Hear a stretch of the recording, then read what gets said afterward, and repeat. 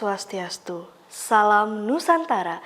Pemirsa, selamat datang di Beranda Nusantara hari ini bersama saya Anissa Barati. Beragam informasi dari berbagai pelosok Nusantara akan segera hadir untuk Anda.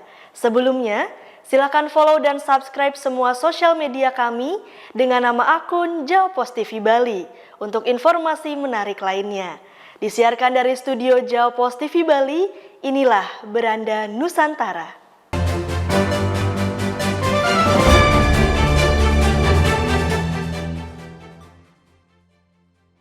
Pertamina Patra Niaga Regional Papua Maluku mengajak masyarakat setempat untuk menggunakan bahan bakar minyak berkualitas non-subsidi.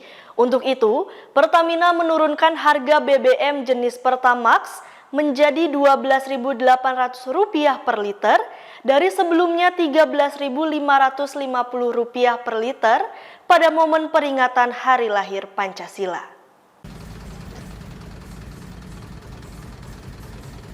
Pada momen peringatan Hari Lahir Pancasila, Kamis 1 Juni, harga bahan bakar minyak BBM jenis Pertamax di wilayah Papua turun menjadi Rp12.800 per liter, dari sebelumnya Rp13.550 per liter. Untuk itu, Pertamina Patra Niaga Regional Papua Maluku mengajak seluruh masyarakat setempat untuk menggunakan BBM oktan tinggi berkualitas dengan harga yang lebih terjangkau. Pihak Pertamina bahkan telah menyiapkan hadiah undian menarik berupa umroh gratis bagi pelanggan yang melakukan transaksi digital lewat aplikasi My Pertamina. Maka kita buat event nih. Eventnya ya tadi My Pertamina berhadiah, sekaligus per 1 Juni ini kita ada penyesuaian harga.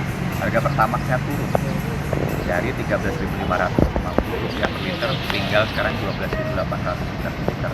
Selisihnya tinggal sedikit dengan Pertalite. Jadi nggak ada alasan lagi untuk tidak beralih ke Pertalite. Lanjutnya, saat ini stok bahan bakar minyak BBM di wilayah Papua Maluku masih aman. Adapun turunnya harga BBM ini dipengaruhi oleh harga minyak dunia yang juga turun, sehingga pihaknya berupaya memberikan pelayanan terbaik kepada masyarakat dengan memberikan harga jual yang baik bagi pengguna kendaraan. Dari Jayapura, Papua, Laksa Mahendra, Kantor Berita Antara mewartakan. Presiden Joko Widodo memimpin upacara peringatan Hari Lahir Pancasila di Lapangan Silang Monas, Jakarta. Dalam sambutannya, Presiden mengatakan ideologi Pancasila menjadi kepemimpinan Indonesia diterima dan diakui dunia, seperti saat G20 dan KTT ke-42 ASEAN.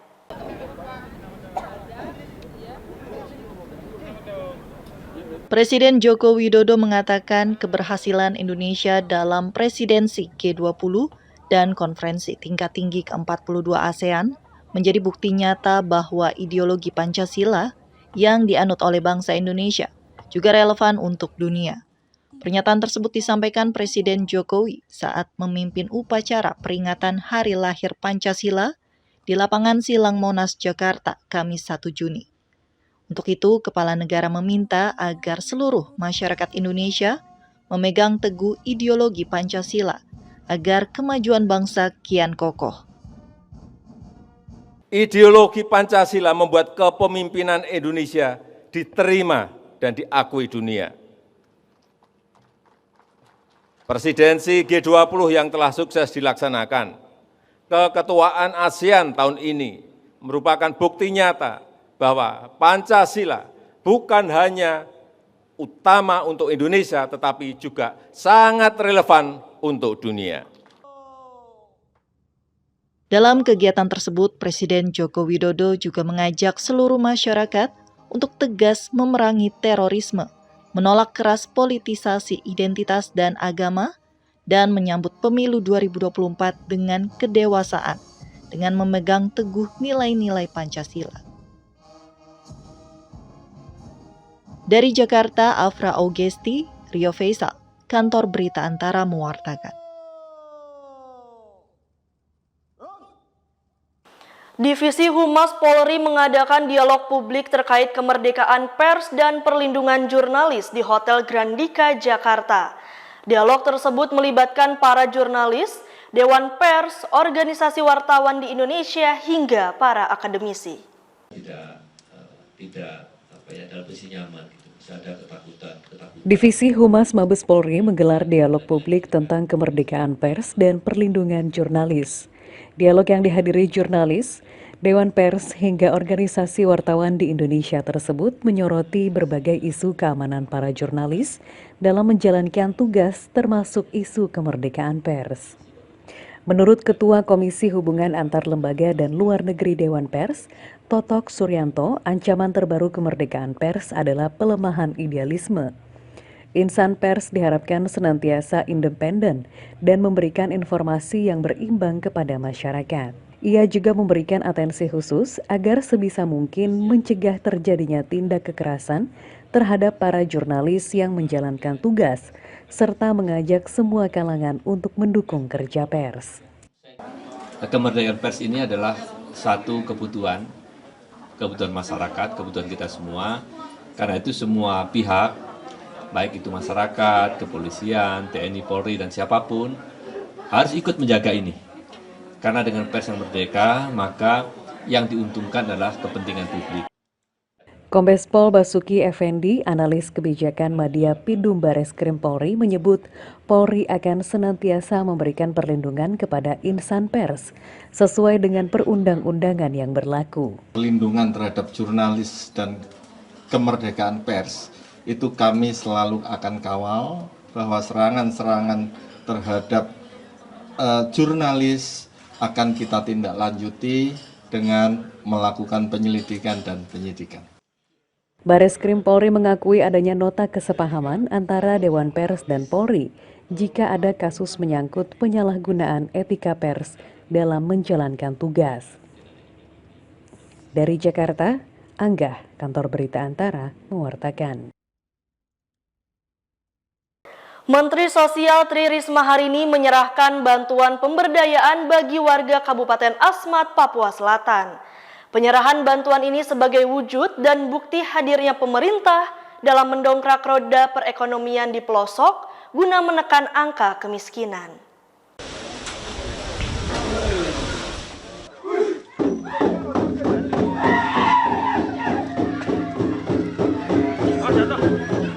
Menteri Sosial Tri Risma hari ini menyerahkan bantuan pemberdayaan bagi warga Distrik Agats, Kabupaten Asmat, Papua Selatan pada Kamis 1 Juni 2023.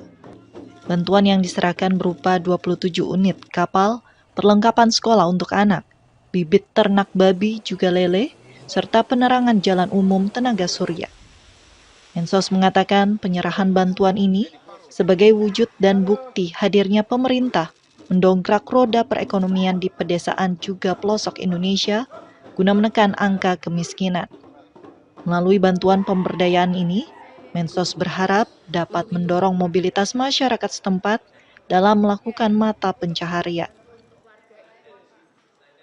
Memang karena Agats ini sangat spesial karena dia tanahnya nggak bisa ditanami, sehingga kemudian saya mengusahakan untuk bagaimana terutama untuk gizi itu bisa diambil dari peternakan telur, ayam petelur, dan kemudian di kampung di sana itu karena sungainya sangat keruh, maka kita bantu lele dan berkembang terus. Tak hanya di Kabupaten Asmat, Mensos juga menyerahkan bantuan pemberdayaan bagi warga di 3 kampung di Kota Jayapura, Papua pada Rabu kemarin. Dari Kabupaten Asmat, Papua Selatan, Asfar Muhammad, Kantor Berita Antara mewartakan.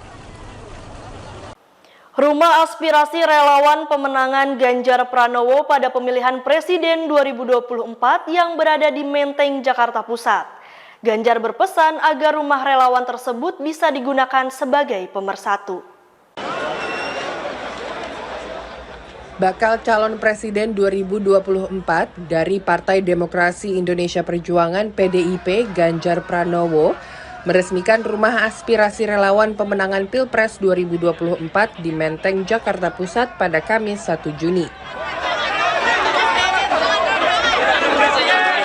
Dalam peresmian, Ganjar berpesan kepada para pendukungnya untuk menjadikan rumah relawan sebagai pemersatu.